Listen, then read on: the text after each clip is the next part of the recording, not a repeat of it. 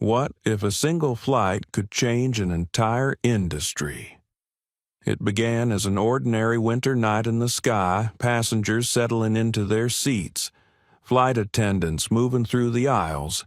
But for 70-year-old Evelyn Carter, the journey from Atlanta to New York would become a test of dignity, patience, and quiet strength. Denied her own medical device in a moment of distress, spoken to like she didn't belong, witnessed by dozens, and yet almost no one spoke up. But here's what they didn't know: Evelyn's son, Daniel Carter, wasn't just another passenger. He was one of the most powerful executives in the airline's command chain. And when he made one call, the system itself began to shift.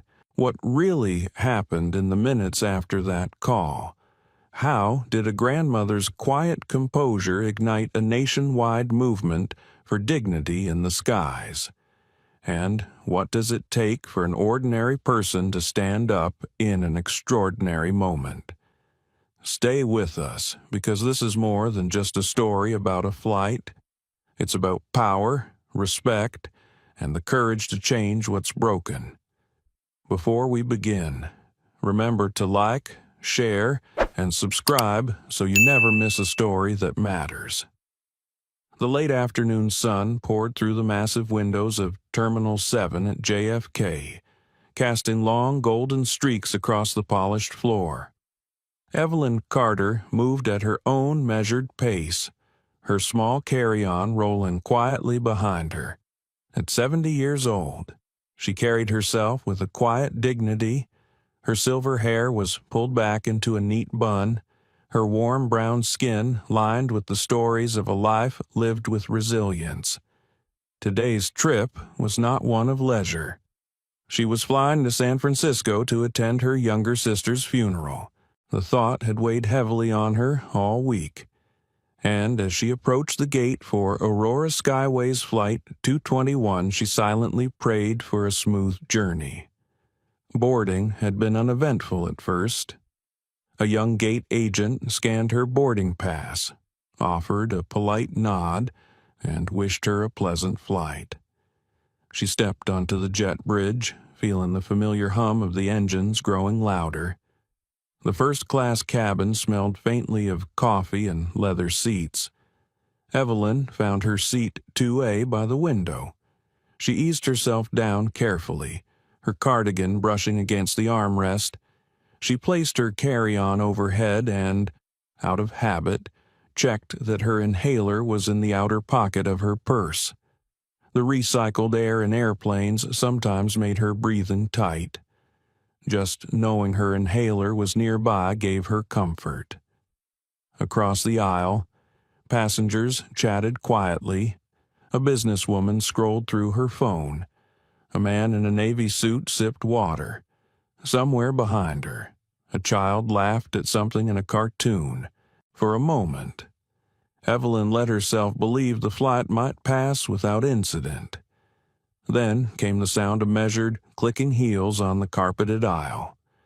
Rachel Monroe, the lead flight attendant, moved with a deliberate pace that demanded attention. Her blonde hair was pulled into a severe twist, her crisp uniform pressed to perfection. Rachel's pale blue eyes swept over the cabin, lingering a second too long on Evelyn. The glance wasn't overtly hostile, but there was a cool assessment in it, as if she were quietly deciding where each passenger fit in her mental hierarchy. Evelyn noticed the look but said nothing. She'd experienced these micro-assessments before: small judgments based on clothing, posture, the way she spoke. Today, she wore a soft blue cardigan over a simple floral dress, along with comfortable brown flats that had seen years of careful polishing. She didn't dress to impress. She dressed for the long hours ahead. Rachel began checking the overhead bins, pausing at Evelyn's row. Her eyes darted to the open bin above 2A. She reached up, adjusted Evelyn's carry-on bag, then looked down at her with a tight smile. "Is this your bag, ma'am?" she asked. Evelyn nodded. Yes, it is. I made sure it fits just fine. Rachel's gaze slid to the side pocket, where the top of the inhaler case was just visible. Her smile thinned. And what's that in the side compartment? My asthma inhaler, Evelyn replied calmly. I always keep it close in case I need it. Rachel straightened, her tone sharpening slightly. For security reasons, passengers are not allowed to carry certain aerosol devices without prior declaration. Did you inform the gate agent? It's a prescribed inhaler, Evelyn said, keeping her voice even. I've carried it on dozens of flights. It's essential for my breathing. Rachel gave a slow nod, but her expression didn't soften. We'll need to review it before departure. Evelyn felt a small pinch of anxiety in her chest, not from the asthma, but from the tone. There was a confidence in Rachel's voice, the kind that brooked no disagreement. Evelyn drew in a steadying breath and reminded herself of her son's advice, words he'd repeated to her many times. Stay calm, even if they push you. Of course, Evelyn said simply, retrieving the inhaler from her purse and placing it in her lap. Rachel studied it as though it were an unfamiliar artifact. She turned it in her hand, then looked back at Evelyn. Do you have medical documentation for this, yes? Evelyn replied, holding up her left wrist. The silver medical ID bracelet caught the overhead light, its engraving clearly visible. This has my condition and emergency information. Rachel leaned closer, peering at the bracelet for no more than a second. That could be costume jewelry, she said, straightening again. Anyone could wear one of those. The comment stung. Evelyn blinked slowly, keeping her expression neutral. It's not, she said softly. But I understand you have to be careful. Rachel's eyes narrowed. Exactly. We can't take risks. She turned, placing the inhaler on her service tray as she moved to the next passenger. Evelyn watched her go, her mind turning over the exchange. She told herself not to jump to conclusions, yet something in Rachel's demeanor felt less like protocol and more like judgment. The quiet comfort she'd felt moments ago was slipping away, replaced by an unease that settled in her stomach. Across the aisle, Dr. Thomas Nguyen had been watching, a man in his early 60s with kind eyes behind thin-rimmed glasses. He had introduced himself to the businesswoman beside him as a retired physician. He glanced at Evelyn, then at the inhaler in Rachel's hand as she moved away. His brow furrowed slightly. He had seen this sort of thing before, small power plays that could escalate. Behind them, Sophia Martinez adjusted her phone in her seat pocket. A freelance journalist and avid live streamer, she had a knack for spotting stories before anyone else did. The subtle tension between the older woman in 2A and the immaculate lead flight attendant had already caught her attention. Evelyn shifted in her seat, trying to settle her thoughts. She told herself not to let this bother her, not when she had more pressing emotions to manage. In less than 7 hours, she would be standing beside her sister's casket. She could not afford to let a stranger's suspicion steal more of her peace. Still, her mind wandered back to the inhaler sitting on Rachel's tray. It was a lifeline, not a luxury. The recycled air was already tinged with that faint, dry tang that always made her throat tighten. She glanced toward the galley, wondering how long the review would take. The engines hummed louder, the cabin lights dimming slightly as boarding continued. A father lifted his young daughter into a seat in row 4. Overhead compartments clicked shut. The air felt just a shade cooler. Evelyn folded her hands in her lap and focused on her breathing. slow and steady. One thing she knew for certain on airplanes: situations could shift quickly, and this one had the faint scent of trouble. She didn't know yet just how far it would go. The boarding door closed with a soft mechanical thud, and the murmur of the terminal faded away. The hum of the engines deepened, a steady vibration under the soles of Evelyn Carter's feet. She adjusted her seat belt, feeling the faint press of the metal clasp against her waist.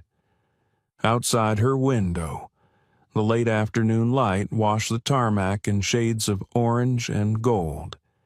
It should have been a calming moment, the quiet pause before the long journey west, but her eyes kept drifting toward the galley, where Rachel Monroe had disappeared with her inhaler.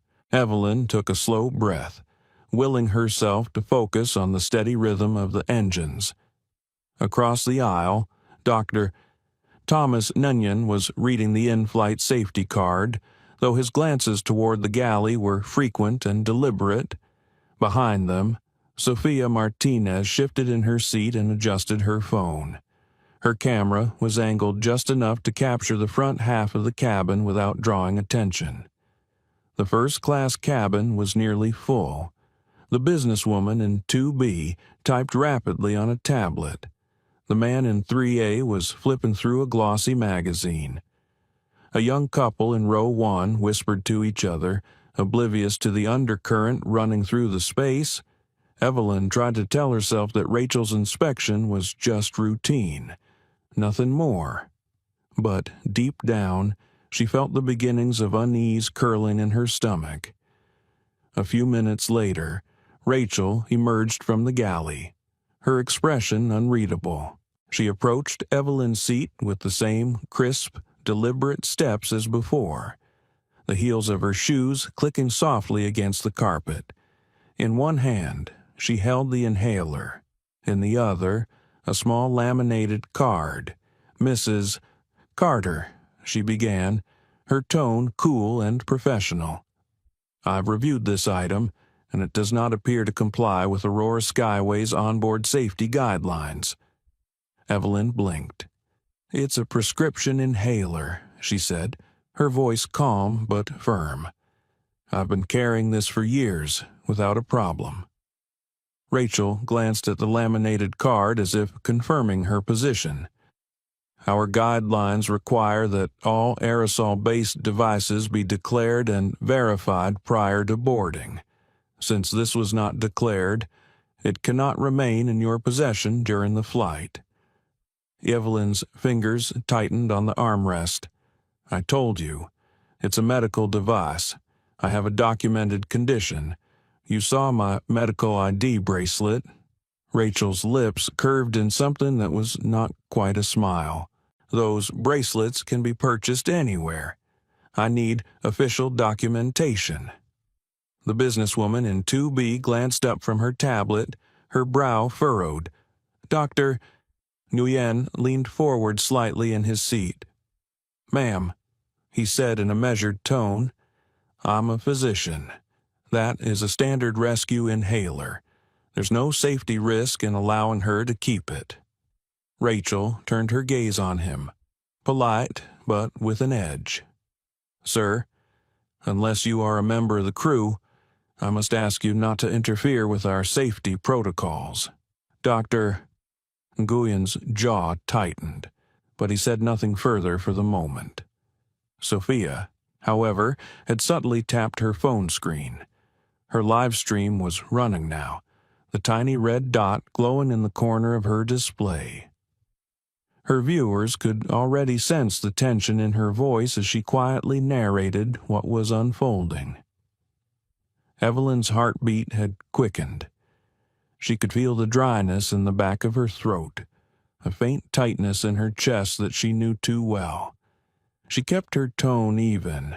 "I cannot breathe properly without that inhaler. You are taking away something I need for my health. Please return it." Rachel held the inhaler just out of reach. "I will store it safely and return it after we land. provided there are no issues during the flight. That is not acceptable, Evelyn said, her voice dropping to a low, steady register. If I have an asthma attack mid-flight, I will not be able to wait hours for you to give it back. A few rows back, a man cleared his throat uncomfortably. The couple in row 1 exchanged a glance. The cabin was quieter now, the hum of the engines filling the space between words. Rachel shifted her weight, clearly aware that passengers were watching. "We have oxygen on board for emergencies," she said. "You will be fine." "That's not how asthma works," Dr. Nguyen interjected again, his voice firmer this time. "Withholding prescribed medication can be life-threatening." Rachel's eyes hardened. "Sir, this is your final warning. Please remain in your seat and allow me to perform my duties." Evelyn's mind flickered to the reason she was on this flight.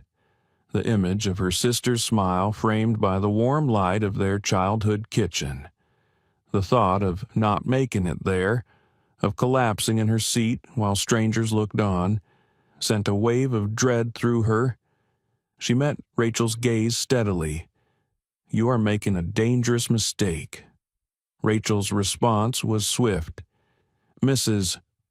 Carter, I've been working in aviation for 15 years. I can recognize when passengers attempt to circumvent safety regulations. I am confident in my decision."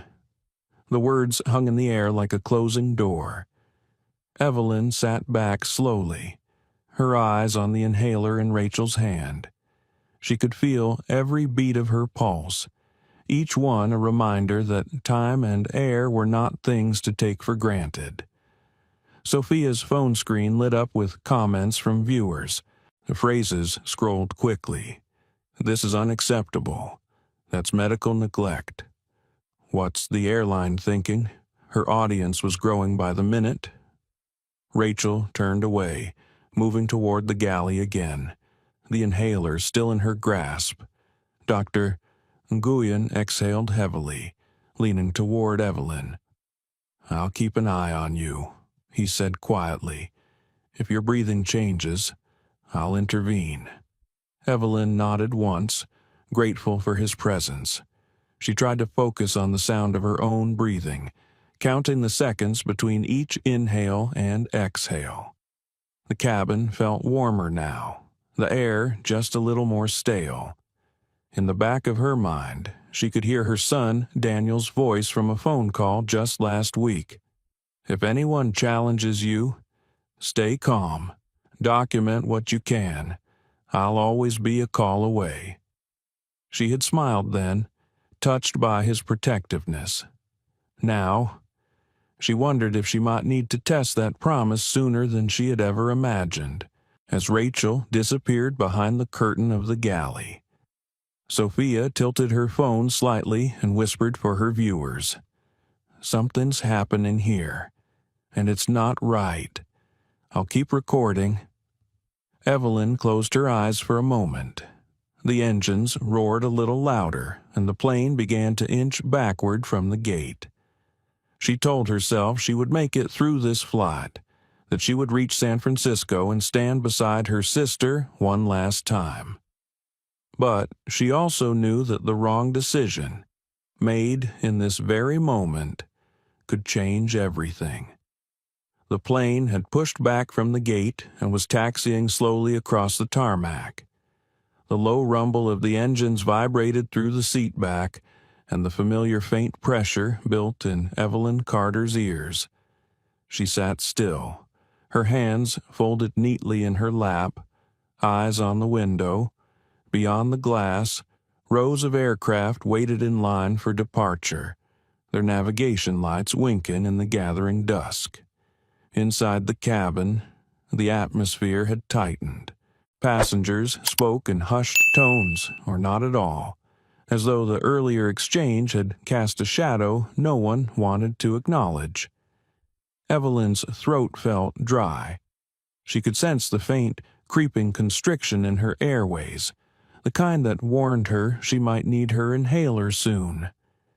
She shifted her gaze to the galley curtain. Rachel Monroe had not returned.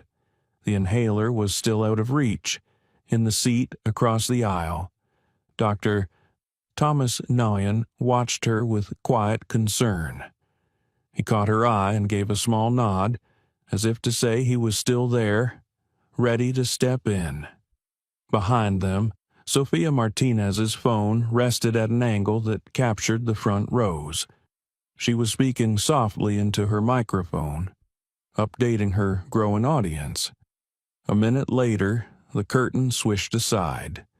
Rachel emerged, her expression composed but with a certain tightness around the eyes. She approached Evelyn's seat with the same deliberate pace, stopping just close enough to look down at her. "Mrs. Carter," she said in a voice that carried just far enough for nearby passengers to hear. "I have decided to hold this device for the duration of the flight." Evelyn looked up at her, keeping her tone calm. "You are withholding prescribed medical treatment from a passenger with a documented condition." Rachel's gaze hardened. "You did not follow proper procedure. I cannot allow this on board without verification. You can retrieve it once we land." Evelyn's chest tightened further, her breathing slightly shallower. She knew she had to choose her words carefully. "If I have an asthma attack mid-flight, your delay in returning this could cause serious harm." Rachel's reply was sharp, her voice pitched just high enough to draw glances from nearby seats. "I will not be manipulated by theatrics. We have oxygen on board. You will be fine." A ripple of discomfort moved through the cabin. The businesswoman in 2B lowered her tablet and stared openly. The man in 3A shifted in his seat. A child in row 4 asked his mother in a whisper why the lady in front looked upset. Evelyn's fingers gripped the armrest, knuckles pale. She could feel the sting of humiliation rising in her chest, mingling with the physical discomfort. Her mind flashed to her sister, to the funeral waiting on the other end of this journey, and she felt the weight of injustice pressing down. Rachel took a step closer, and in a moment that would burn into Evelyn's memory, she reached out and tapped the inhaler against her palm as if to emphasize her control. Then, without warning, she leaned in slightly, her face close, and said in a tone that was almost mocking, "You really should be more careful about what you bring on board." The comment was accompanied by a brisk pat on Evelyn's shoulder, not hard enough to hurt, but dismissive in a way that left Evelyn frozen. It was the kind of gesture that said, without words, that Rachel did not see her as deserving of respect. Evelyn straightened slowly, meeting Rachel's eyes. "I will remember this moment," she said quietly. Rachel's lips pressed into a thin smile. "As you wish."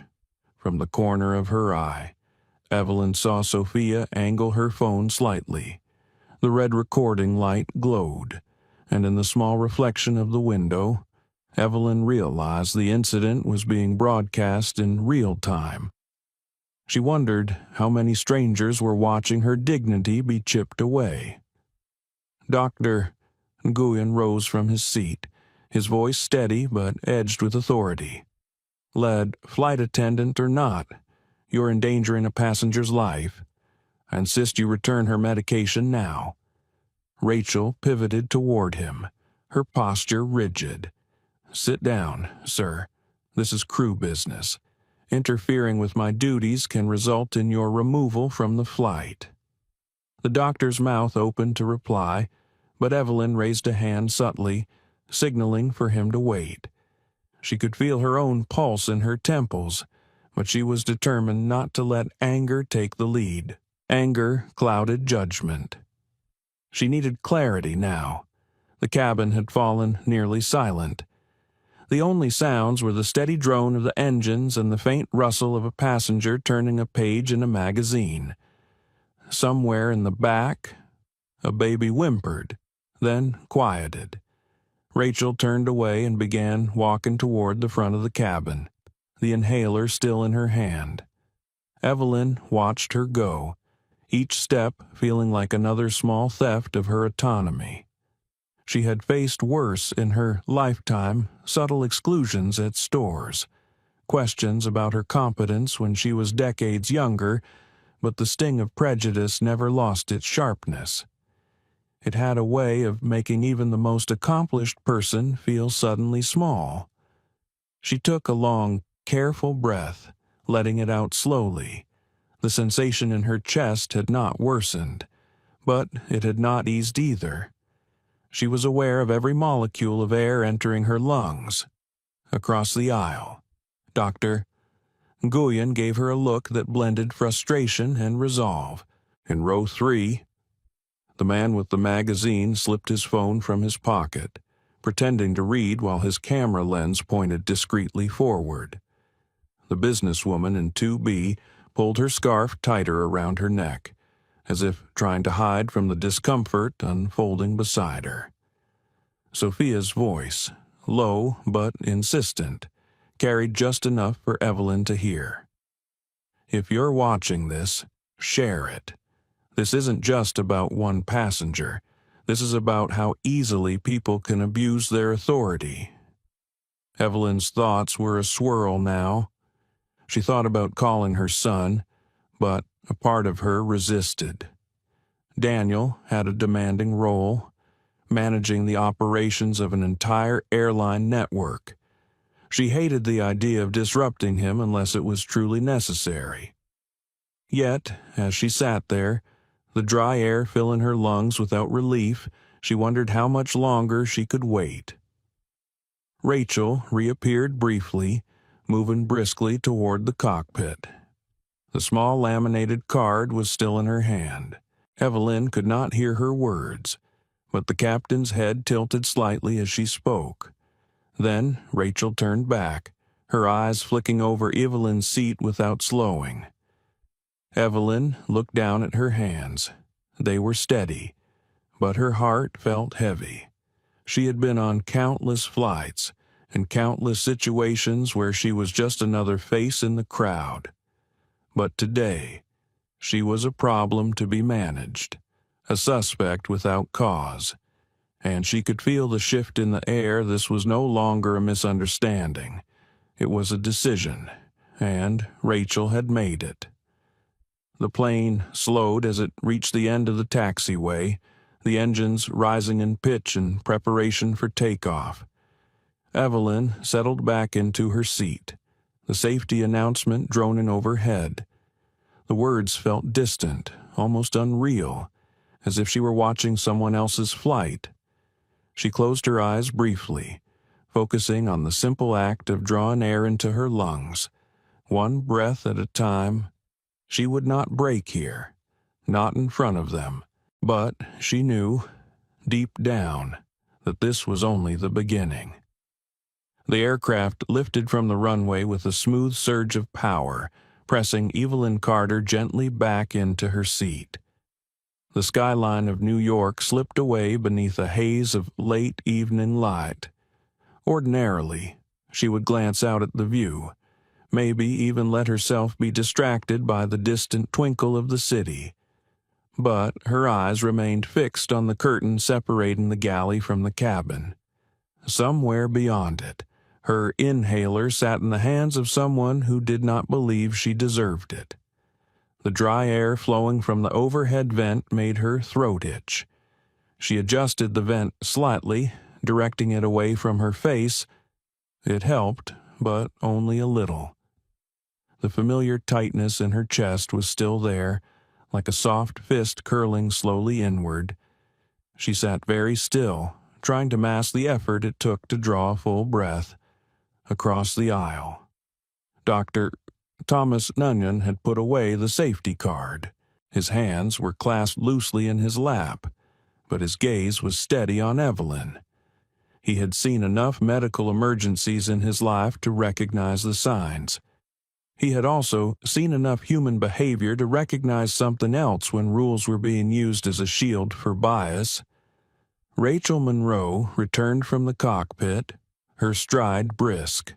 She stopped briefly at row 1 to check on the couple seated there, smiling in a way that seemed reserved for them alone. Then she approached Evelyn's row again, her expression hardening. "How are we feeling?" "Mrs. Carter," Rachel asked, the question loaded with formality rather than concern. Evelyn met her gaze. "I would feel much better with my medication." Rachel's mouth twitched. "I told you. It will be returned after we land." Before Evelyn could reply, Dr. Nguyen's voice cut in, calm but unmistakably firm. "This is unacceptable. I am a licensed physician, retired after 35 years of practice.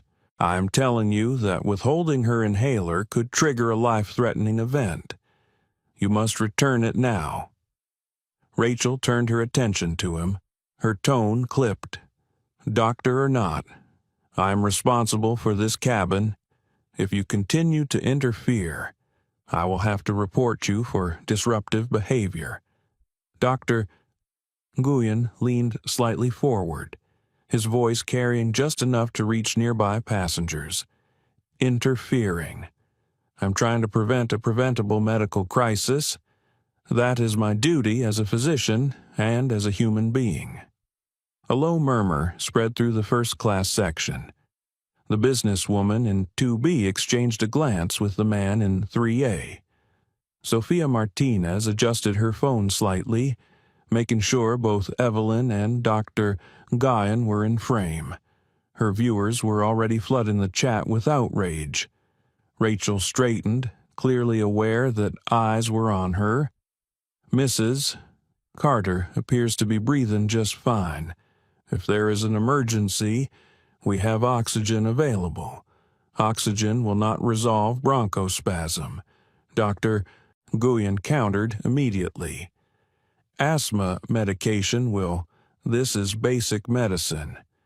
Evelyn felt a swell of gratitude toward the doctor, but also a pang of unease. She knew Rachel would see his defense as defiance, and defiance was something the lead attendant seemed determined to crush. Evelyn had been on the receiving end of such stubborn authority before, outside of airplanes and in much larger arenas. It never ended easily. Rachel's jaw tightened. "Doctor, I will remind you that safety protocol gives the crew the final say in such matters, and I will remind you, Doctor," Nguyen replied, "that the Americans with Disabilities Act and FAA regulations require you to accommodate passengers with documented medical needs." Rachel's eyes flashed, but she didn't answer. Instead, she turned back to Evelyn. "Mrs. Carter, are you experiencing any severe difficulty right now?" Evelyn took a slow breath. It was not yet dire, but it was far from comfortable. "Not yet," she said evenly, "but I am aware of my own condition. I know how quickly it can turn."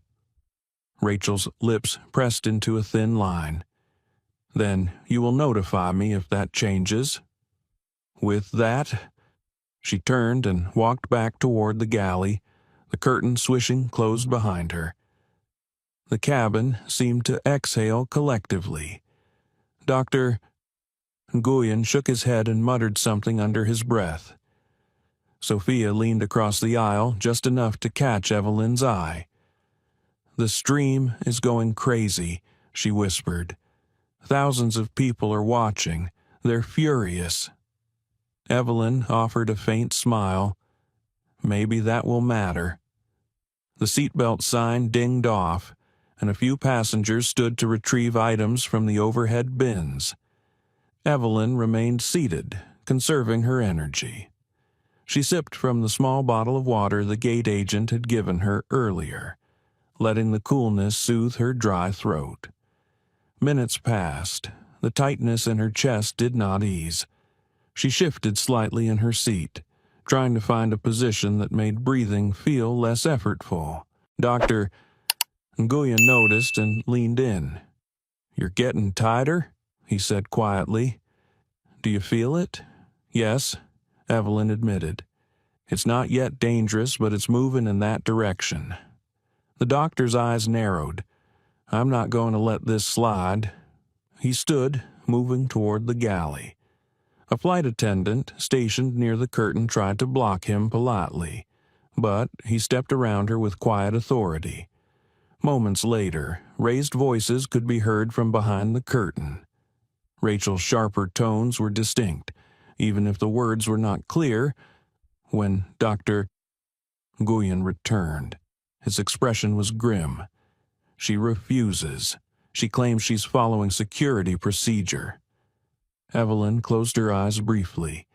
It was not surprise she felt, but a heavier emotion, disappointment. Not just in Rachel, but in the passengers who avoided looking at them, who sat silently as the situation unfolded. She understood fear of confrontation. She also knew that silence in the face of wrong was its own kind of choice. Sophia's voice carried again, soft but insistent. "For those watching, you're seeing this in real time. This woman needs her inhaler. She's being denied it. This could become an emergency, and the crew is ignoring a licensed doctor's advice." Evelyn looked at the young woman. "Why are you doing this?" she asked softly. Sophia's eyes met hers. "Because too many people get away with this kind of thing when no one's watching." Evelyn thought of her son again, of his calm voice telling her to document, to speak up. She wished she could tell him now, wished she could hear his measured assurance. But for the moment, she sat in the narrow confines of her seat, the sound of the engines surrounding her, waiting for the next turn in a situation that was already far beyond what it should have been. Somewhere above the clouds, in the sealed space of that cabin, the battle lines had quietly been drawn. The cabin lights dimmed slightly as the flight settled into cruising altitude. The sound of the engines became a steady backdrop, almost like a low, constant drumbeat. Evelyn Carter sat motionless in 2A, her hands resting gently in her lap. She had not moved much since the exchange with Rachel Monroe, partly because she was conserving her energy and partly because every movement seemed to draw more eyes in her direction. The dryness in her throat had deepened. She took a slow sip of water, the coolness giving her temporary relief, but she could feel the tightening in her chest continuing its slow, deliberate progress. It was not yet urgent, but the edge was there, and she knew her body well enough to recognize the warning signs. Then, from inside her purse, a sound cut through the quiet murmur of the cabin, the bright, insistent chime of her phone. The vibration against the fabric of the bag made a faint, rattling sound. Evelyn reached for it instinctively, but her fingers hesitated halfway. She glanced at the small screen as it lit up. Daniel Carter. Her son's name glowed in crisp white letters against the dark background. She felt a wave of emotion at the sight of it, relief, longing, and an ache that came from knowing she could not easily explain what was happening. She began to reach for the phone, but before she could lift it fully, a shadow fell across her seat. Rachel stood there, her expression unreadable but her eyes sharp. "Phones must remain on airplane mode during the flight," she said flatly. "You are not permitted to take calls." Evelyn's fingers curled slightly around the edge of her purse. "It's my son," she said, her voice calm but carrying an undercurrent of urgency. "I need to tell him you can speak to him when we land." Rachel interrupted, holding up a hand as if to stop the words themselves. "Right now. You are a passenger under review for possible safety violations." Evelyn's eyes searched Rachel's face for a trace of understanding. "I am also a passenger with a medical condition, and he is my emergency contact." Rachel's jaw tightened. "The rules are the rules." Across the aisle, Dr. Thomas Noyen shifted in his seat. "She should be allowed to answer that call," he said firmly. "I can see her breathing is more labored than before." Rachel's head turned toward him. Her tone clipped. "Doctor, this is your second warning about interference." But in that moment, the phone rang again in the same tone, the same persistent vibration. The name on the screen had not changed. Daniel Carter. Evelyn's fingers trembled slightly as she reached once more for the purse. Before Rachel could object, Dr. Nguyen leaned forward. "Let her answer," he said, his voice carrying enough weight to turn several heads in the cabin. Rachel's eyes narrowed. "If she answers that call, I will have to. She is my patient right now," Dr. Nguyen said, cutting her off, "and I am instructing her to take it." The standoff was brief but tense. Rachel hesitated, clearly calculating her next move. In the end, she took a single step back, though her posture remained stiff. Evelyn lifted the phone from her purse. Her thumb hovered over the answer icon. She pressed it, then quickly switched to speaker mode. A familiar voice filled the small space around her seat. Mom, why haven't you been answering? Are you all right?" The sound of her son's voice hit her like a warm current in cold water. "Daniel," she said, her own voice trembling slightly. "I can't breathe as well as I should. They took my medicine." For a moment, there was silence on the other end. Then his tone changed, hardening with precision. "What do you mean? They took it?"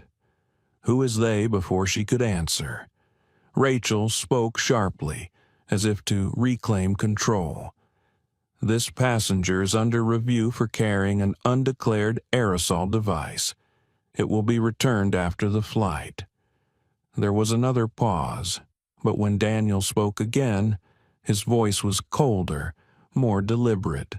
"This is Daniel Carter, Senior Vice President of Flight Operations for Aurora Skyways. Who am I speaking to right now?" The words landed in the cabin like a sudden drop in altitude. Conversation stopped. Heads turned. Even the businesswoman in 2B lowered her tablet completely. Rachel's composure faltered. "I am the lead flight attendant, Rachel Monroe." "Ms. Monroe," Daniel said, his tone clipped. "You have withheld prescribed emergency medication from a passenger who is also my mother. A licensed physician is telling you she is at risk, and you are telling me this is your protocol." Rachel swallowed, her voice less certain now. It was not declared. Daniel's voice cut cleanly through hers. "You have 30 seconds to return that inhaler to her. If you do not, I will have this flight halted at the nearest gate, and you will be removed from service before it reaches the runway." The stillness in the cabin was almost physical. Sophia Martinez's phone captured every syllable, her viewers now exploding with comments that moved so fast she could barely read them. Dr. Nguyen's expression was one of quiet satisfaction, though his eyes stayed on Evelyn's breathing. Rachel glanced toward the galley, then back at Evelyn. "I will retrieve it." Daniel's voice was still on speaker. "Stay with her until she has it. Do not put it in her hands from a distance. You will walk it over." Rachel gave a tight nod and turned toward the galley. The curtain swished closed behind her. For a long moment, the only sounds were the steady drone of the engines and the faint hum of an overhead light. Evelyn kept the phone close. "Daniel," she said softly, "I didn't want to involve you. You called me by answering," he replied. "Now let me do what I have to do." Less than a minute later, Rachel returned, the inhaler resting in her palm. Her movements were deliberate as she placed it directly into Evelyn's hand. "Here." Evelyn accepted it without looking away from her son's name on the screen. "Thank you," she said quietly. Daniel's voice was calm now, but still carrying the edge of command. "Use it, Mom." She raised it to her mouth, pressing the inhaler, drawing the medication deep into her lungs. The relief was almost immediate. The tightness eased. Air flowed more freely, and the faint dizziness at the edge of her vision receded. "That's better," she murmured. "Doctor," Nguyen nodded. "Color's coming back into your face." Daniel spoke again. "I'm going to meet you when you land." And Ms. Monroe Rachel froze in place. "Yes, you and I will have a conversation that you will not forget." The call ended, but the echo of his voice seemed to linger in the cabin. Evelyn set the phone gently in her lap, her fingers curling around the inhaler. Around her, passengers exchanged quiet glances, some of them tinged with respect, others with discomfort. The balance of power had shifted, and Evelyn could feel, deep in her bones, that the flight ahead would not be a quiet one. Rachel Monroe stood frozen for a moment after Daniel Carter's voice disappeared from the phone speaker. The expression on her face was difficult to read, part defiance, part dawning realization. She had just been challenged in front of an entire first-class cabin, not by a difficult passenger, but by the son of that passenger, who also happened to hold one of the most powerful positions in the airline's operations. The curtain at the galley swayed slightly as another attendant, a younger man with dark hair and concerned eyes, peeked through. His name tag read Miles Turner. His gaze shifted between Evelyn Carter, Dr. Nguyen, and Rachel. He seemed hesitant, as though weighing whether to step in. Evelyn inhaled again from her inhaler, letting the medication reach deep into her lungs. The sharpness in her chest eased further, and she closed her eyes briefly in relief. When she opened them, she noticed that the atmosphere in the cabin had changed. Passengers who had been looking away earlier were now watching openly. Their eyes carried a mix of curiosity, discomfort, and something else, anticipation. Rachel adjusted the cuff of her uniform jacket, then turned toward the galley. "Continue service," she said to Miles, her voice clipped. Miles hesitated. "Rachel, maybe we should talk to the captain." Her eyes narrowed. "Service. Miles." But as she started toward the galley again, the intercom above her head chimed softly. A calm male voice filled the cabin. "Lead flight attendant to the cockpit. Please, lead flight attendant to the cockpit." Rachel's head turned toward the closed cockpit door. She smoothed her uniform again and walked briskly forward. The latch clicked, and she disappeared inside. Dr. Nguyen leaned slightly toward Evelyn. "I suspect your son is already speaking to the captain." Evelyn offered a faint smile. Daniel doesn't waste time. Sophia Martinez was still holding her phone at an angle, her live stream capturing every subtle shift in the cabin. The viewer count in the corner of her screen had tripled since takeoff. The comments scrolled too fast to read, but she could catch occasional words: outrage, share, unacceptable. Miles approached Evelyn's row quietly. "Mrs. Carter, is there anything you need right now? Water? A blanket?" Evelyn studied him for a moment. His tone was sincere, his eyes direct. I'm all right now. Thank you. He nodded once, then stepped back. His presence felt different from Rachel's, less about authority, more about actual care. The cockpit door opened again, and Rachel emerged. Her face was carefully neutral, but there was a tightness in her movements. She walked straight to Evelyn's seat and lowered herself slightly so she was at eye level. "The captain has been informed of your son's position and concerns," she said. "We are continuing to our destination, but I have been instructed to ensure your comfort and safety." Evelyn met her gaze evenly. "That is appreciated." Rachel straightened and moved on without further comment, but the slight flush in her cheeks betrayed her. Miles began service in first class, offering drinks and light snacks. The tension had not vanished, but it had shifted. There was now an undercurrent of quiet watchfulness. Passengers seemed to be weighing every action, every tone of voice from the crew. Evelyn sipped more water and let her mind wander. She thought about her sister's funeral, waiting for her in Atlanta, about the long years between them and the childhood they had shared in a small southern town. She remembered how her sister used to say that dignity was not given. It was held even when others tried to strip it away. She also thought about Daniel, how calm and deliberate his voice had been, how quickly he had moved from son to strategist. She knew his job required him to balance diplomacy with authority, but she had never heard him use that tone with someone who held power over a situation he could not immediately control. She felt a flicker of pride, and yet, beneath it, there was a twinge of worry. She knew how much Daniel valued his reputation for fairness, and she feared this incident would force him into a fight he could not avoid. Rachel kept her distance for the next 20 minutes, busying herself with other passengers.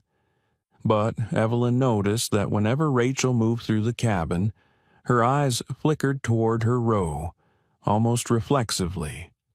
Evelyn could not tell if it was caution or calculation. Dr. Nguyen checked on her breathing periodically, his manner gentle but professional. "You're stable now," he said quietly, "but if you feel any constriction returning, tell me immediately." "I will," Evelyn promised. The cabin had settled into a strange kind of equilibrium when the intercom chimed again. This time, the captain's voice came through directly, calm and clear. "Ladies and gentlemen, this is Captain Aaron Blake. We will be making a brief stop at Charlotte Douglas International before continuing to Atlanta. This is for operational reasons, and we appreciate your patience." The reaction was immediate. A ripple of murmurs, questions whispered between seatmates, raised eyebrows. Operational reasons was the kind of phrase that could mean almost anything. Evelyn felt the shift in the air again, a sense of expectancy. Rachel's posture stiffened. She turned toward the cockpit for a brief moment, then resumed service. But her pace had quickened. Miles, on the other hand, seemed almost relieved. He moved down the aisle with unhurried efficiency, as though the announcement had removed some invisible weight from his shoulders. Sophia looked directly at Evelyn. "That's not a coincidence," she said softly. Evelyn didn't answer, but she knew Sophia was right. Daniel had made a call, and the system was moving. The descent into Charlotte was smooth, the cabin quiet except for the occasional clink of glasses being cleared. When the plane rolled to a stop at the gate, the seatbelt sign remained on, and the doors stayed closed. Through the window, Evelyn could see a small group of uniformed personnel approaching the aircraft from the jet bridge. Rachel's smile when she addressed the cabin was professional, but her voice carried a faint edge. "Please remain seated with your seatbelts fastened. We will be on the ground briefly." Two men in dark blazers stepped into the cabin, their ID badges clipped to their lapels. They spoke quietly to Rachel, who nodded, her expression stiff. Then they moved to the front row and began speaking with the couple in 1A. Whatever was being said, the couple looked surprised but not alarmed. Miles appeared beside Evelyn's seat.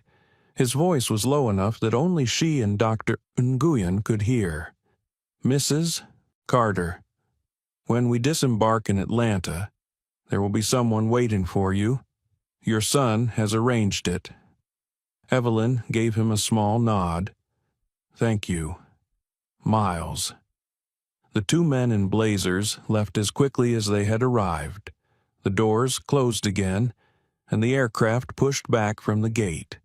The whole stop had taken less than 15 minutes, but the effect on the cabin was lasting. Conversations were quieter now, movements more deliberate. Evelyn leaned back, inhaler resting loosely in her hand. She felt no gloating, only a quiet steadiness. This was not about winning a moment. It was about reclaiming what should never have been taken in the first place. And she knew, as the engines roared for takeoff once more, that this was not the end of the confrontation. It was merely the first turn in a larger tide. The aircraft climbed once more, the engines settling into their steady hum as the lights of Charlotte disappeared into the night.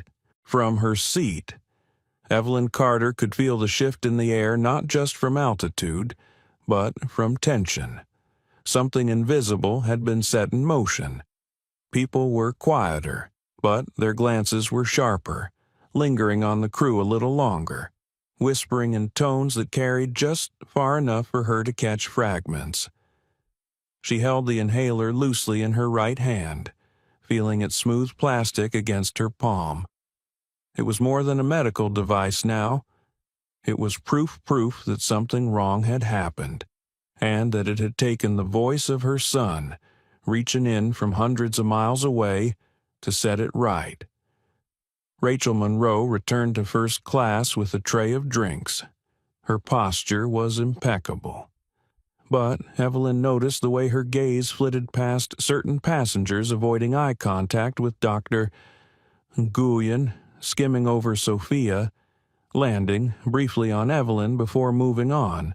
It was a kind of dance, one she'd seen before in boardrooms and courtrooms, the careful steps of someone who knew they had made a mistake, but had not yet decided whether to admit it. Miles Turner moved behind her, offering quiet smiles and soft words as he served. When he reached Evelyn's row, he crouched slightly, speaking just for her. "Mrs. Carter, how's your breathing now?" "Better," Evelyn said, her voice steady. "Thank you for asking." He nodded, then glanced toward Rachel before adding, "The captain knows everything now." Evelyn looked at him more closely. Everything. Miles hesitated, as though weighing the risk. Your son's position, the live stream, the doctor's testimony, it's all been relayed. Evelyn's lips curved into the faintest smile. Then the flight is not the only thing in motion. He returned her smile before moving on, his professionalism unshaken. Across the aisle, Sophia was still streaming quietly. Her chat had become a rolling wave of outrage and solidarity. She held her phone low, but Evelyn could see the viewer count numbers climbing steadily. Sophia met her eyes and mouthed, "Almost 50,000. Evelyn exhaled slowly. It was not the attention she wanted, but she understood its value. People could ignore a complaint lodged in private. They could not as easily ignore the same injustice playing out live for tens of thousands. Rachel's voice broke the silence, directed toward Dr. Nguyen this time. "Would you care for anything to drink?" Doctor. Nguyen's reply was polite but cool. just water. And I would also care for an explanation as to why my medical judgment was ignored earlier. Rachel's smile was thin. I followed the procedures I believed were necessary at the time. That, Dr. Nguyen said, taking the glass from her, is not the same as following the right procedure. The words hung in the air as Rachel moved away, her smile faltering for just a moment. Evelyn leaned back in her seat, closing her eyes briefly. Behind her lids, memories surfaced, unbidden moments from decades past when she had been told to wait her turn, to be patient, to accept less than she deserved because it was easier for others. The difference now was that she had the means, through her son and through witnesses, to push back. The chime of the intercom interrupted her thoughts. "Mrs. Carter," the captain's voice said evenly. "When you have a moment, I would like to speak with you privately in the galley." A ripple moved through the first-class cabin. Passengers turned their heads subtly, curious. Evelyn opened her eyes and met Dr. Nguyen's gaze. He gave her a small nod of encouragement.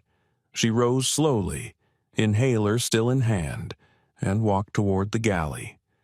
The curtain closed behind her, shutting out the eyes and ears of the cabin. Captain Aaron Blake stood there, his uniform crisp, his expression calm but attentive. Beside him stood a man in a dark blazer with an airline security badge clipped to the pocket. "Mrs. Carter," the captain said, "I wanted to assure you that I have been fully briefed on the incident. I understand your son has spoken with you." "Yes," she replied, her tone polite but measured. "He called because I could not breathe properly and my medication had been taken from me." The captain's jaw tightened almost imperceptibly. That should never have happened. "I have already initiated an in-flight incident report. Upon arrival in Atlanta, you will be met by both operations management and corporate relations." The man in the blazer stepped forward slightly. "I will also be speaking with you, Mrs. Carter, to document your account for our internal investigation." Evelyn met his gaze steadily. "I will give you my account, but understand, this is not just about me." The captain inclined his head. "I understand, and I can assure you this will be taken seriously." She held his eyes for a moment longer, then gave a small nod. "Good. Then I will return to my seat." As she walked back down the aisle, she felt the weight of every pair of eyes on her. She sat, smoothing her skirt, and placed the inhaler gently in her lap. Sophia leaned across slightly. "Was that the captain?" "Yes," Evelyn said. And Evelyn replied, "He is listening." The rest of the flight passed with a quiet tension that never fully dissipated. Rachel kept her distance, her movements precise and efficient. Miles continued to offer small gestures of care, a refill of water, an extra blanket. Dr. Nguyen checked on her one last time, satisfied that her breathing was stable. When the landing announcement came, Evelyn felt her heart pick up its pace, not from fear, but from anticipation. The wheels touched down in Atlanta with a soft jolt, the reverse thrusters humming briefly before fading. The cabin lights brightened, and the seatbelt sign chimed off. Passengers began to gather their belongings, but Rachel's voice came over the PA. "Ladies and gentlemen, please remain seated until our special assistance team has escorted a passenger from the aircraft." The phrasing was careful. It did not say which passenger, but Evelyn knew. She also knew it was not the kind of assistance most people imagined. She stayed seated as the others remained in place. Through the front curtain, she could see figures waiting on the jet bridge, two in suits. one in an airline security uniform, and there, just behind them, was a familiar silhouette. Tall, broad-shouldered, moving with quiet authority, Daniel. Evelyn's fingers closed around her inhaler as the door opened and the figures stepped inside. The cabin seemed to hold its breath. Daniel Carter stepped into the cabin with the kind of presence that changed the air. He did not raise his voice, he did not rush, but every passenger could feel the weight he carried. He was dressed in a dark tailored suit, the kind that looked effortless but was chosen with care. His expression was calm, but his eyes were unyielding. Evelyn Carter watched him approach from her seat in 2A. For a moment, their eyes met, and she felt the kind of reassurance only a son's presence could bring. Daniel stopped at her row, resting one hand lightly on the seat back in front of her. "Are you all right, Mom?" he asked quietly. "I am now," she said, inhaler still resting in her palm. "Thanks to Dr. Nguyen and to you." Daniel gave a small nod to the retired physician. "Doctor, I appreciate your intervention." Dr. Nguyen inclined his head. She needed help. It was the right thing to do. Daniel straightened, his gaze shifting toward the front of the cabin. "Where is Ms. Monroe?" Rachel emerged from the galley, posture stiff. "I'm here." Daniel's eyes fixed on her with a quiet intensity. "We need to speak, here, in front of these passengers." Rachel blinked, clearly thrown off. "Perhaps this is better handled privately." "No," Daniel said, his tone even but unyielding. "This happened in front of them. They deserve to see how it is addressed." A murmur passed through the cabin. Sophia angled her phone subtly, catching the exchange. The viewer count on her live stream ticked higher. Rachel crossed her arms lightly. "I followed procedures. You withheld emergency medication from a passenger in respiratory distress," Daniel said, his voice still calm. "And not just any passenger. My mother." Rachel's chin lifted slightly. "I had reason to suspect the item was a prohibited aerosol. It was not declared. And did you verify it before confiscating it?" Daniel asked. Her silence stretched a beat too long. "I asked a question. Ms. Monroe."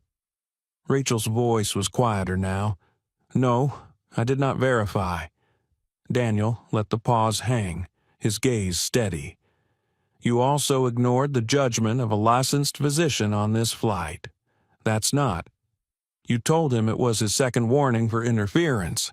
Daniel cut in, his tone sharpened just enough to silence her. "That is not just a procedural error. That is negligence. And it is discrimination." Rachel's jaw tightened. "Discrimination?" Daniel's voice remained even. "Yes. I have reviewed passenger testimonies and live footage from this flight already. Multiple accounts show a pattern in your language and tone toward my mother that you did not direct toward other passengers. I will not stand here and let you pretend otherwise." A ripple moved through the cabin again. Rachel's gaze darted toward the other passengers, as though looking for an ally. None met her eyes. Daniel took a step closer, lowering his voice so that it carried only enough for those nearby to hear. "Ms. Monroe, you are now relieved of duty for the remainder of this flight.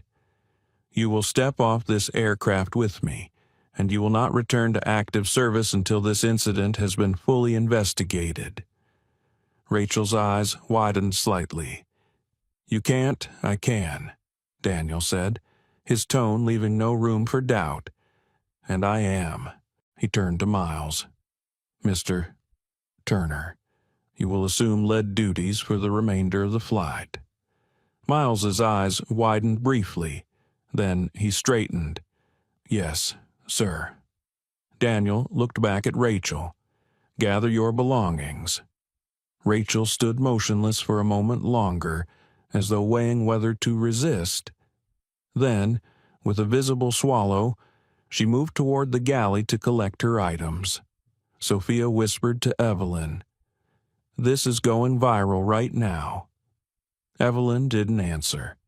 She kept her gaze on her son, watching the quiet control in every movement. Rachel returned with her carry-on bag, her face pale but composed. Daniel gestured toward the aisle. "After you." The cabin remained silent as she walked toward the exit. The sound of her footsteps sharp in the stillness. When she passed Evelyn's seat, she hesitated, as though about to speak, but then thought better of it. She continued forward without a word. Daniel waited until she stepped onto the jet bridge before turning back to the passengers. "Ladies and gentlemen, I apologize for the disruption to your flight this evening. I can assure you that Aurora Skyways will take every necessary step to address what has occurred. Thank you for your patience and for your understanding." There was a scattered murmur of acknowledgement. Some passengers nodded. A few even offered quiet applause. Daniel turned back to Evelyn. "I'll escort you off when the cabin clears." Evelyn shook her head gently. "You didn't have to do this in front of everyone." "Yes," Daniel said, lowering his voice. "I did. Because if I didn't, someone would say it didn't happen." He stayed by her side as passengers began to disembark. Miles moved through the aisle, thanking people for their cooperation, his voice steady despite the sudden change in command. Dr. Nguyen paused beside Evelyn's seat before leaving. "You have a remarkable son," he said. "I know," Evelyn replied with a small smile. When the last passenger had stepped into the jet bridge, Daniel offered his arm. Evelyn rose, taking it, her steps slow but steady. They walked together toward the exit. The cabin, now empty except for Miles, who gave them a respectful nod. On the jet bridge, 2 corporate representatives in dark suits waited. Behind them stood an airline security officer. The air here was cooler, sharper, as though the climate control had been turned higher.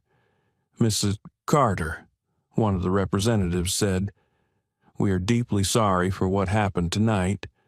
We will ensure your account is recorded in full and that you are transported to your final destination with the highest level of care." Daniel's gaze remained steady on them. "And you will begin that process now. I will be joining the debrief."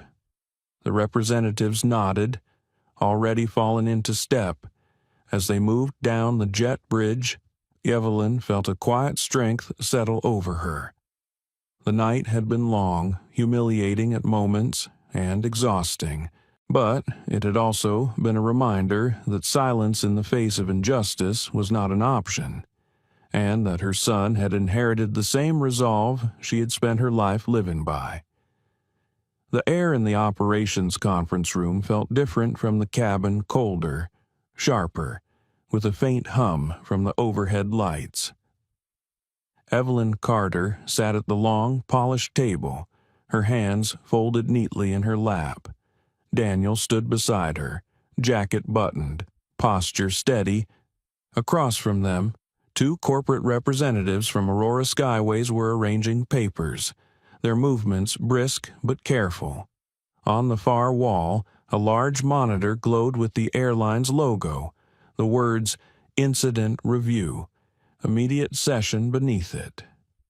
The corporate security officer from the jet bridge stood in the corner, silent but observant. Daniel broke the silence first. "We are recording this session. Mrs. Carter has my full representation, and I will be participating as Senior Vice President of Flight Operations." The older of the 2 representatives, a woman named Patricia Lane, gave a small nod. "Understood. Mr. Carter." Please know our priority is to gather a complete and accurate account of what occurred tonight." Evelyn's voice was calm, measured. It began shortly after boarding. I was seated in 2A when the lead flight attendant approached and questioned my carry-on bag. She removed my inhaler without verifying what it was. When I told her it was for my asthma, she insisted it needed to be stored away. She refused to return it even when I began experiencing shortness of breath. Patricia glanced at the second representative, a younger man named Lucas Green, who was taking notes rapidly. Daniel spoke next, his tone even but edged with authority. And when a licensed physician on board attempted to intervene, she threatened him with a warning for interference. Patricia hesitated. "We will need to review the flight attendant's account as well." "You will," Daniel said, his eyes steady on hers. "But you will also review the passenger testimonies, the live stream footage, and the cabin surveillance recordings. I have already initiated a request to pull that data." Lucas looked up, slightly startled. That fast, Daniel's reply was simple. "That's my job." Evelyn's gaze moved from face to face, steady and unflinching.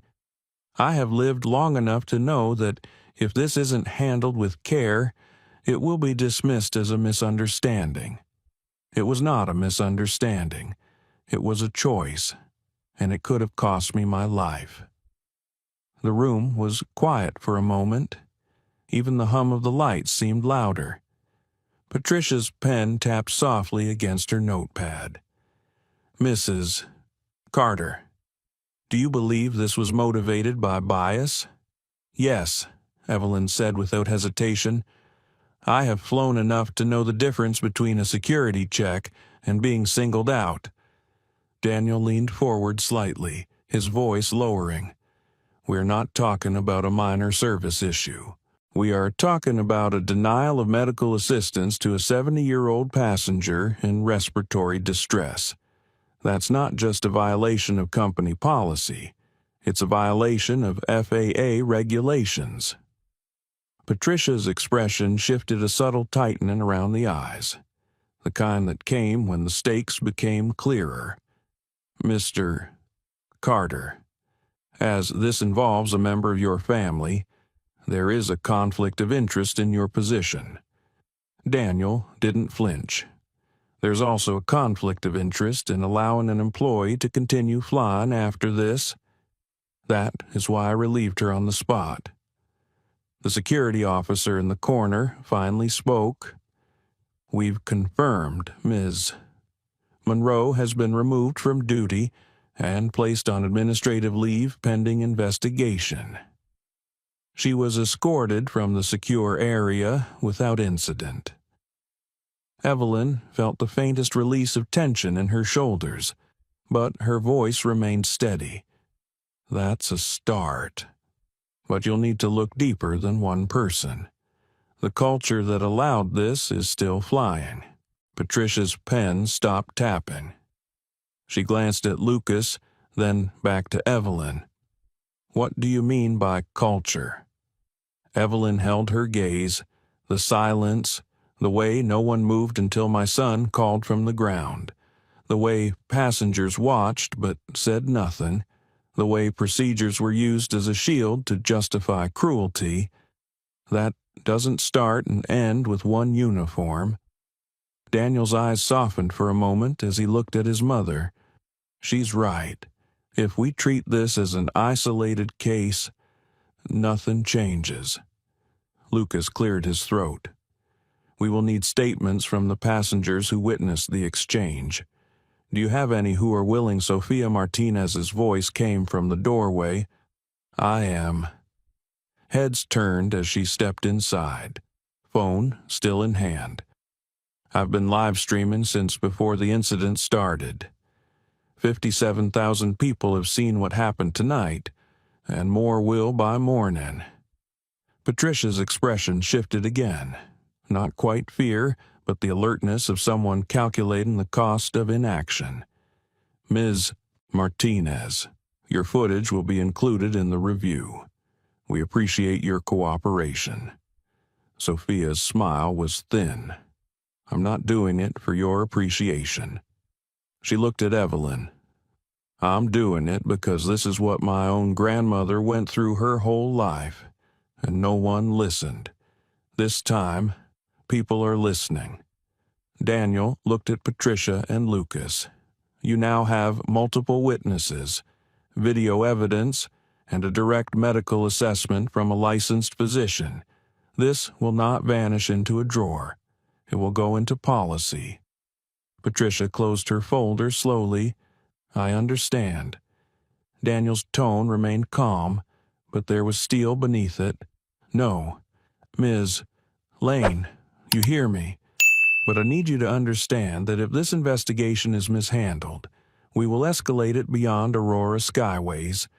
FAA, DOT, civil rights advocacy groups, and the media that's already circling." Patricia gave the smallest nod. "Understood." Evelyn rose slowly from her chair. "Then I think we're done for tonight." Daniel moved to her side, helping her gather her things. The security officer opened the door for them.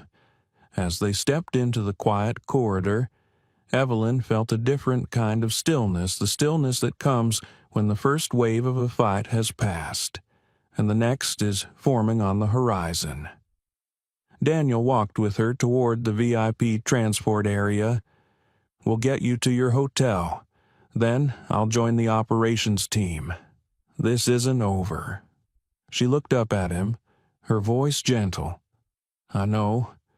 Just remember you're not fighting for me alone." He met her gaze, his own voice steady. "I never was." They reached the waiting car. As Daniel helped her inside, Evelyn caught Sophia's reflection in the glass doors behind them. The young woman gave her a small nod, not of farewell, but of solidarity. As the car pulled away, the terminal lights slid past in long streaks.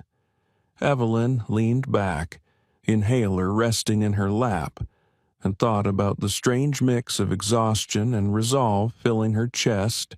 She knew the days ahead would bring statements, reports, maybe even hearings. But for the first time since the incident began, she felt certain of one thing. The silence had been broken, and once it was broken, it could not be put back. The sun had barely risen when the phone on Daniel Carter's nightstand began to vibrate.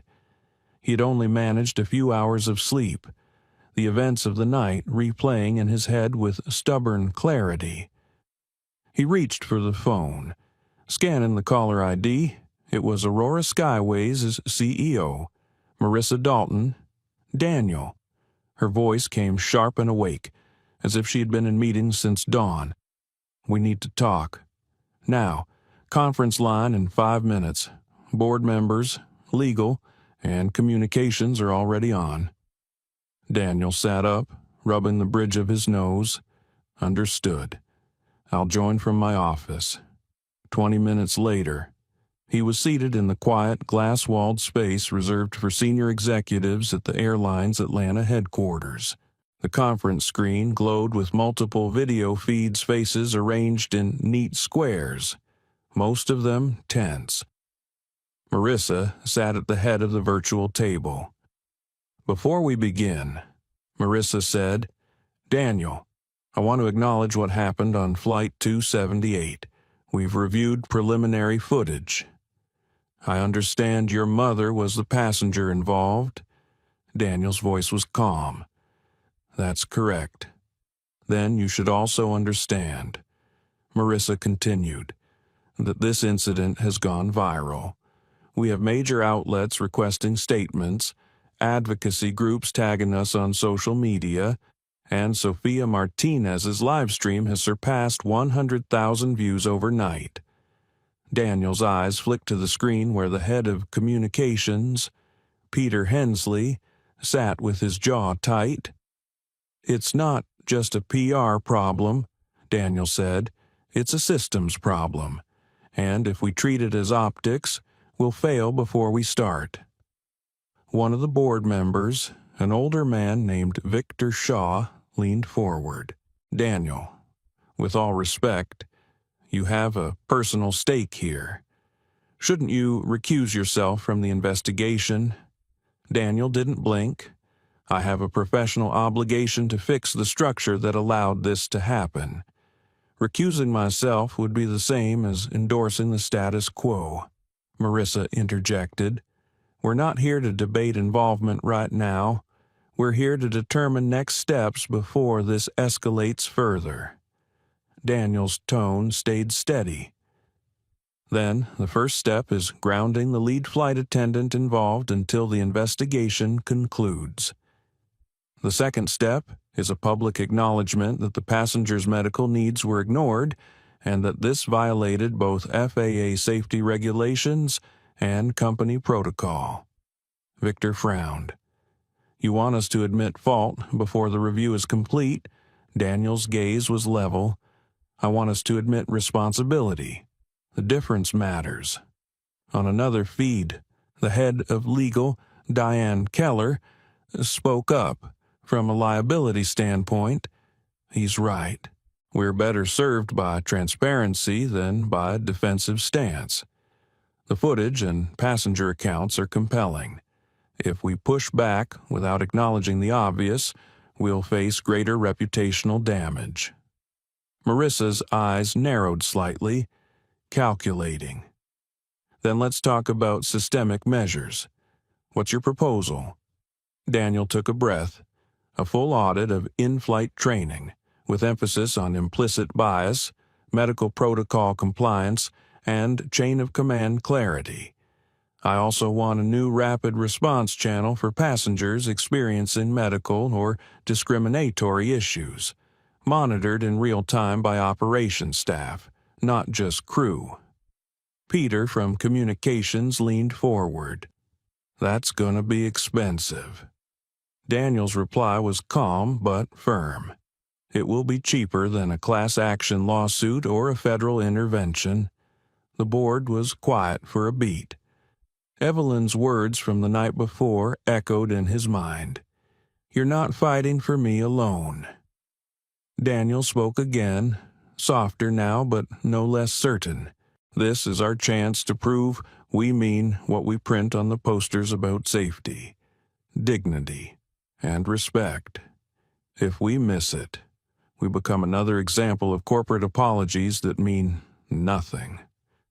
Marissa tapped her pen against the desk. "I want a draft of this plan by noon. And Daniel, you'll brief the media with me this afternoon." The meeting ended, screens going dark one by one until Daniel was alone with his reflection in the glass wall. He exhaled slowly, then picked up his phone and dialed. His mother answered on the second ring. "You sound like you've been in battle," Evelyn said. "In a way, I have," Daniel replied. "We're moving on this. You might be seeing my face on the news later." Evelyn's voice was warm but steady. "Do what you need to do. Just make sure the change lasts." Later that morning, Daniel walked into the media room. Lights were already set up, microphones angled toward the podium. Marissa stood beside him. The press clustered like a restless tide beyond the ropes. When the cameras went live, Marissa began. "Aurora Skyways deeply regrets the incident that occurred on Flight 278. A passenger's medical needs were not met in a timely or appropriate manner. We are committed to a thorough investigation and to implementing immediate reforms to ensure this never happens again." She turned slightly toward Daniel. "Our Senior Vice President of Flight Operations, Daniel Carter, will outline those measures." Daniel stepped to the podium. The lights were hot, but his voice was even. "This is not about one employee. This is about the systems that guide behavior on every flight. We will be conducting a full audit of our training and protocols, with new safeguards to address medical emergencies and discriminatory behavior in real time. We will also create a direct operations channel for passengers in crisis, monitored around the clock. Questions flew from the press. Mr. Carter, is it true the passenger involved is your mother? Yes, Daniel said plainly, and she experienced the same treatment too many others have endured in silence. The only difference is that this time there is evidence and a commitment to act. Another question came. What will happen to the crew member involved? She has been removed from duty pending the investigation. Daniel replied, the outcome will be determined by facts, not by spin. The press conference ended with the hum of camera shutters and the low buzz of conversations. Outside, the sky was a bright winter blue. Daniel knew the next days would be harder policy drafts, union negotiations, public scrutiny, but there was no turning back. That evening, Evelyn sat in her hotel room, watching her son on the news. She noticed the steadiness in his posture, the measured way he spoke, and the quiet conviction in his eyes. It was the same steadiness she had carried in her own battles decades earlier. She reached for her phone and sent him a single text.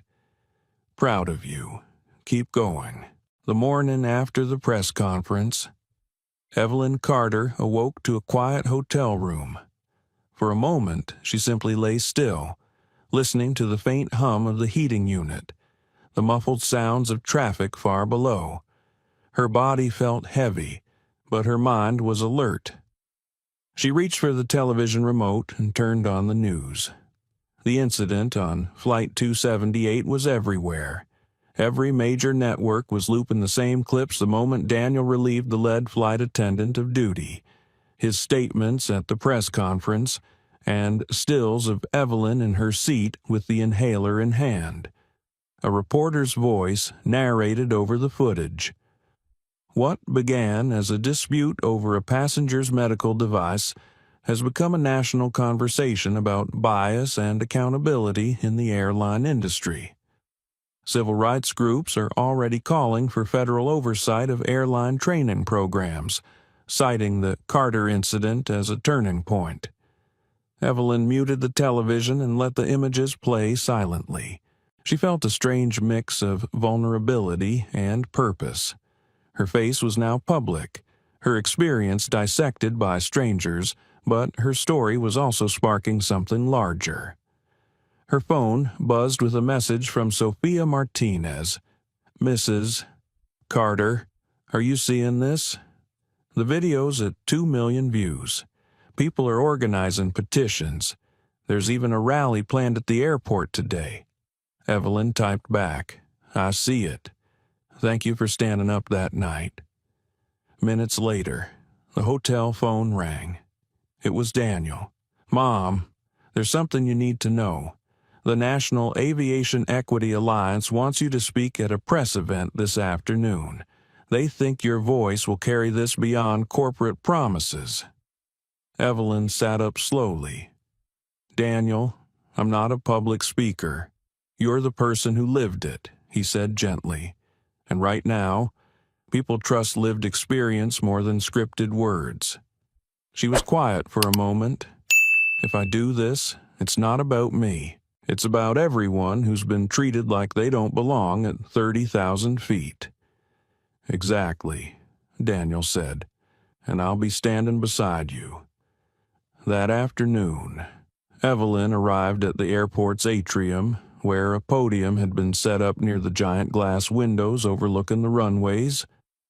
A small crowd had gathered, holding signs that read, Fair skies for all, and passengers deserve dignity. Camera crews lined the back, and the low murmur of voices filled the space. When Evelyn stepped up to the microphone, the murmurs quieted. She took a slow breath and let her eyes move across the faces, young, old, travelers, employees in uniform, people who had seen themselves in her story. "My name is Evelyn Carter," she began, her voice clear but gentle. "2 nights ago, I boarded a plane expecting nothing more than to arrive safely at my destination. Instead, I was denied my own medical device when I needed it most. I was told no before anyone even checked what they were taking from me, and I was treated with suspicion I did not earn." She paused, letting the words settle. "This was not just about me. I have been flying for decades, and I know I'm not the first or the only person to face this. Too many people have been made to feel like strangers in a place they paid to be. Too many have been spoken to with a tone that says, 'You don't belong here.'" The crowd was still, leaning into her words.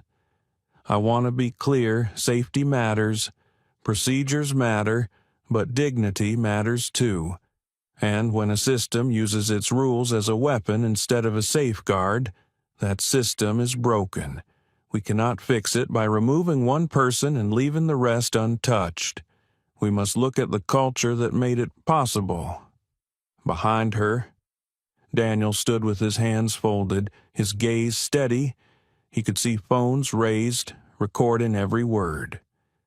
Evelyn's voice softened. "When I couldn't breathe on that flight, it wasn't just my lungs that hurt. It was the feeling that my humanity had been set aside for convenience. That is a feeling no passenger should carry. Not here, not anywhere." Applause rose in the atrium, not loud, but sustained, the kind that carried more weight than noise. After the event, reporters rushed forward, their questions rapid fire. Evelyn answered only a few before Daniel guided her away, shielding her from the press. In the car, she leaned back and closed her eyes. "You did well," Daniel said. "I told the truth," she replied simply. By evening, her speech was being shared across social media, spliced with footage from Sophia's live stream. Advocacy groups announced plans to push for federal hearings on airline conduct, and lawmakers began weighing in publicly. One senator tweeted, "Every passenger deserves safety and dignity.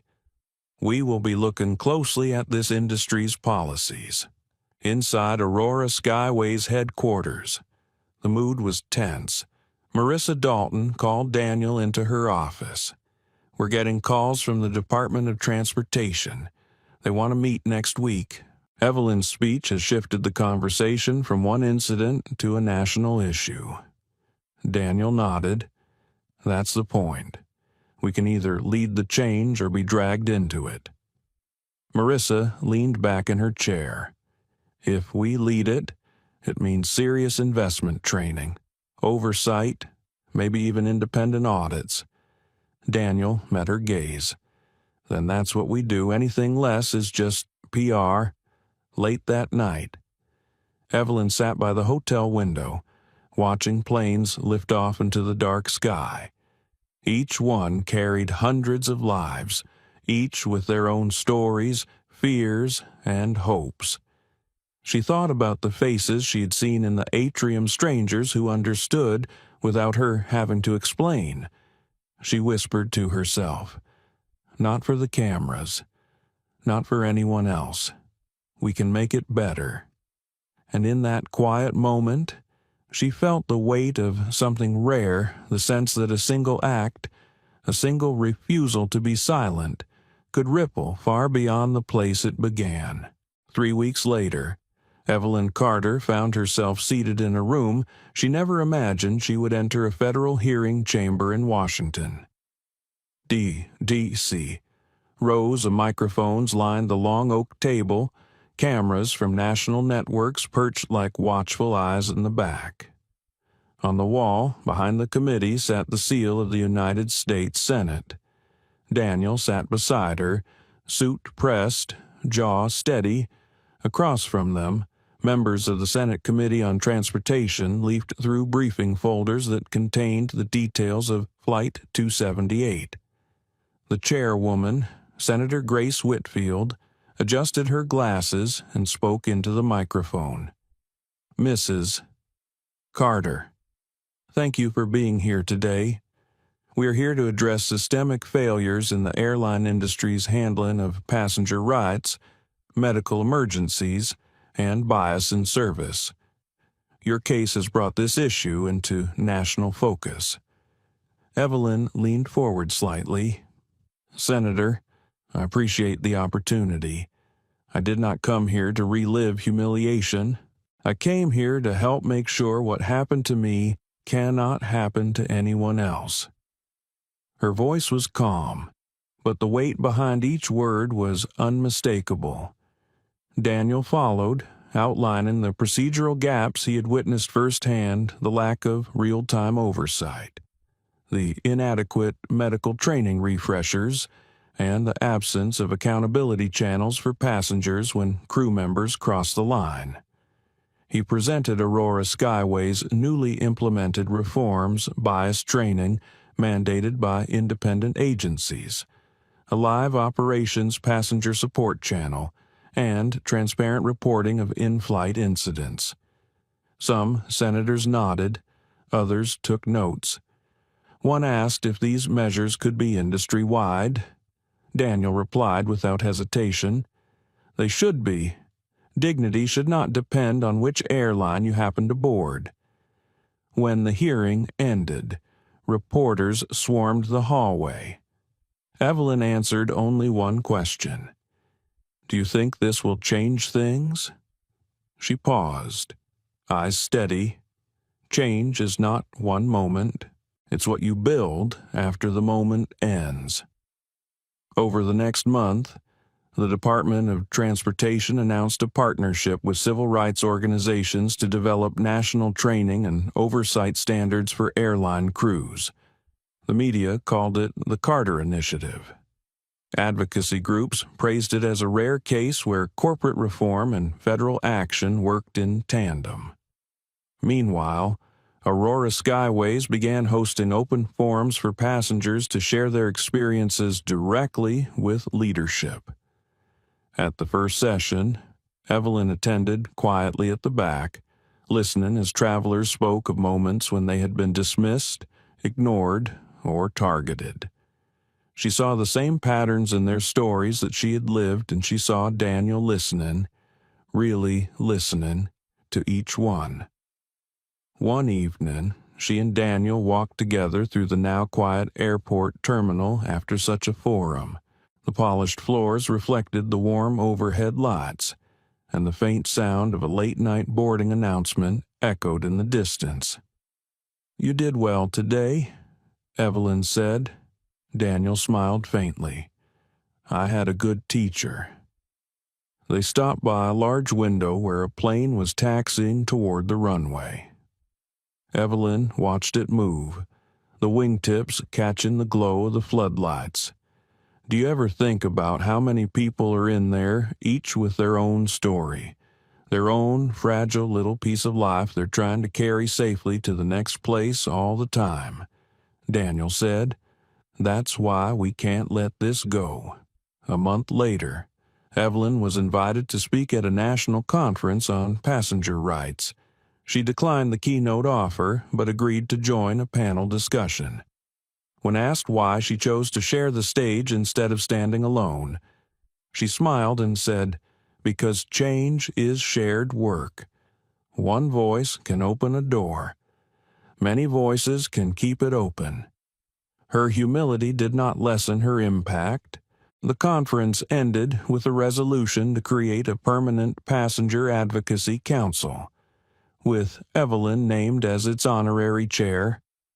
In quieter moments, she returned to her own routines, morning walks, cooking in her small kitchen, reading in the sunlit corner of her living room. The media attention faded to a manageable hum, but letters continued to arrive from strangers thanking her for speaking out. Many shared their own experiences, some on planes, others in entirely different settings where they had been made to feel small or invisible.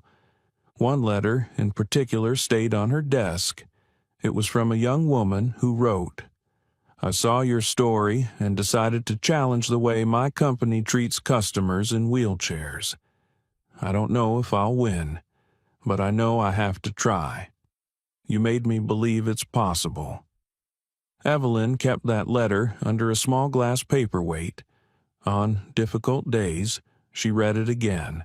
On the 1-year anniversary of Flight 278, Daniel invited her to join him on a short, ceremonial flight to mark the launch of the Carter Initiative across all domestic routes. Evelyn hesitated at first, the memories of that night still sharp, but finally agreed. As they boarded, crew members greeted her warmly. One, a young black woman named Tasha, smiled and said quietly, "We all know who you are. You've made our jobs better, too." Evelyn settled into her seat and looked out at the tarmac. For the first time in a long time, she felt no undercurrent of dread in the cabin air. When the plane leveled at cruising altitude, Daniel leaned over. "How's it feel?" Evelyn smiled softly, like breathing easy again.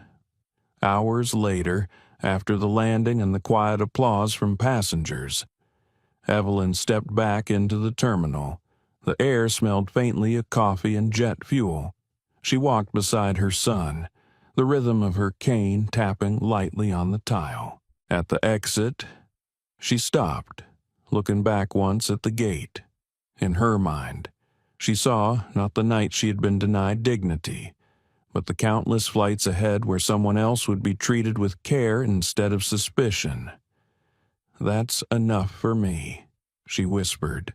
And with that, she stepped forward into the concourse, the sound of rolling suitcases blending into the hum of a place that, slowly, was learning to change. Evelyn Carter never set out to be a symbol. She only wanted to breathe, to be treated with the same respect every passenger deserves. Yet her story traveled far beyond the aisles of Flight 278. It reached conference halls, newsrooms, and the floor of the United States Senate. Through her quiet strength and Daniel's unshakable resolve, change took root. New policies now protect countless passengers from the humiliation she endured. Crew members receive real training, not just in safety, but in humanity. But we cannot forget why this change was necessary in the first place. Because discrimination, whether subtle or blatant, leaves a mark. Because silence, when faced with injustice, allows harm to grow. Evelyn's journey reminds us that dignity isn't given, it's defended. That one calm voice can echo across an entire system, and that each of us, in our own seat, on our own journey, may one day be called to speak up. If this story moved you, let it move you to action. Share it, talk about it, stand against the quiet moments of bias that happen every day, and before you go, share, and subscribe so you're here for the next story that matters.